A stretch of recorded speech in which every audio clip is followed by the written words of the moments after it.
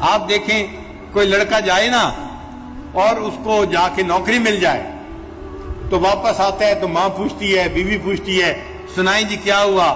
او جی میں گیا تھا اور مالک کے جو کارخانے کا مالک تھا اس نے میرا انٹرویو کیا، اس نے مجھ سے یہ پوچھا، میں نے اسے یہ کہا، اس نے یہ پوچھا، میں نے یہ کہا، میں نے سوچا میں اسے یہ بھی جواب دے دوں، میں نے یہ بھی بتا دوں، میں نے یہ کہا، میں نے یہ کہا۔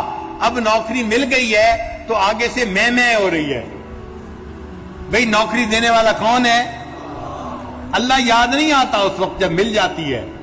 میں نے یہ کہا، میں نے سوچا، میں نے کہا میں یہ بھی بتا دوں، میں نے کہا میں اپنی یہ سند بھی دکھا دوں، میں نے یہ کیا، میں نے یہ کیا، تو اچھائی کو اپنی طرف نفس منسوب کرتا ہے اور یہ بہت بڑی غلطی ہوتی ہے۔ اچھا یہی بندہ جو نوکری لینے کے لیے گیا تھا، اس کو نوکری نہیں ملی، اب جب واپس آیا تو ماں نے پوچھا بیٹا کیا بنا؟ جی نوکری نہیں ملی۔ کیوں نہیں ملی؟ کہتے ہیں جی اللہ کی مرضی۔ بھئی جب ملی تھی تب اللہ کی مرضی نہیں تھی؟ تب بھی تو اللہ کی مرضی تھی، لیکن شیطان اور نفس بدبخت ہیں، وہ اپنی طرف اس کو منسوب کرواتے ہیں۔ تو مل گئی تھی تو اللہ یاد نہیں تھا، اس وقت اپنا نفس یاد آیا، میں کرتا رہا، اور جب نہیں ملی تو اب جی اللہ کی مرضی۔ بھئی جب ملی تھی تب بھی اللہ کی مرضی کہنی چاہیے تھی۔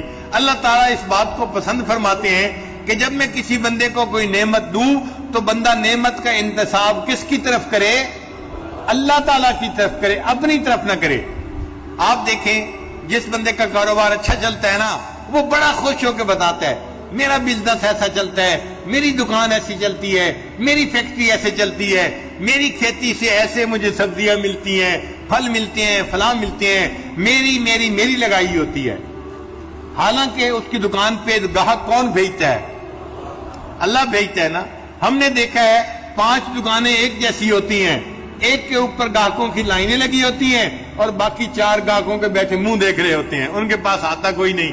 تو گاہک کون بھیجتا ہے؟ اللہ بھیجتا ہے۔ اب اللہ بھیجتا ہے تو بھائی اپنے اس بزنس کا اس کی نسبت کس کی طرف کرنی چاہیے؟ اللہ کی طرف کرنی چاہیے۔ یہ آج کے دور کی ایک بہت بڑی غلطی ہے جس میں تقریباً ہم سب کے سب لوگ شامل ہیں۔ بہت کم لوگ ہیں جو اللہ کی طرف ان نعمتوں کو منسوب کرتے ہیں، ورنہ اپنی طرف کر دیتے ہیں۔ ہمارے اکابر تو اتنا خیال کرتے تھے کہ جب کوئی بات ہوتی تو کبھی کسی کو یہ نہیں کہتے تھے کہ یہ میرا مرید ہے۔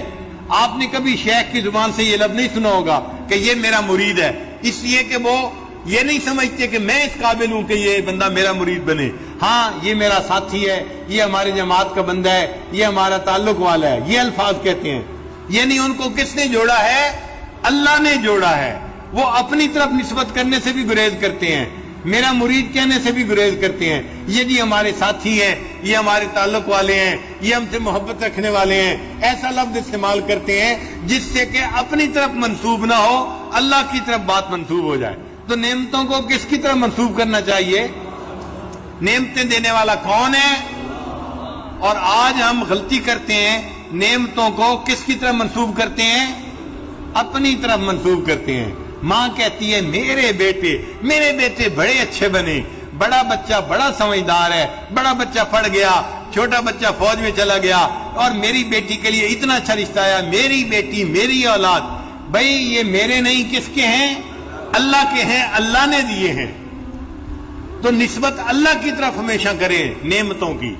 یہ بہت بڑا نقطہ ہے جو سمجھنے والا ہے۔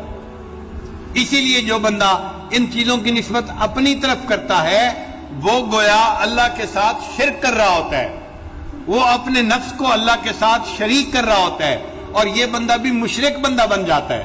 اس کو شرک خفی کہتے ہیں، نظر نہیں آتا لیکن یہ بھی شرک ہے۔ اس لیے جو صاحب جنتین تھا اس نے اپنی کھیتی کی آمدنی کو کس کی طرح منسوب کیا تھا؟ اپنی طرح منسوب کیا تھا، اور اللہ نے قرآن پاک میں اس کو مشرک فرمایا۔ یہ ایمان سے خالی تھا، یہ مشرک بندہ تھا۔ تو کبھی بھی چیزوں کو اپنی طرح منسوب نہ کریں، کس کی طرح منسوب کریں؟ کمال والے کا ہے، اللہ کا ہے، ہمارا کوئی کمال نہیں۔ اگر کوئی چیز ہمیں ملی ہے تو یہ ہم پر اللہ کا احسان ہے، اس نے ہمیں عطا فرمائی ہوئی ہے۔ نظر کس پر رہے؟ اللہ کی ذات پر رہے۔ تو اللہ تعالیٰ پھر نعمتیں بڑھاتے رہتے ہیں، نعمتیں اور زیادہ دیتے رہتے ہیں، ورنہ اللہ تعالیٰ نعمتوں کو بندے سے واپس لے لیا کرتے ہیں۔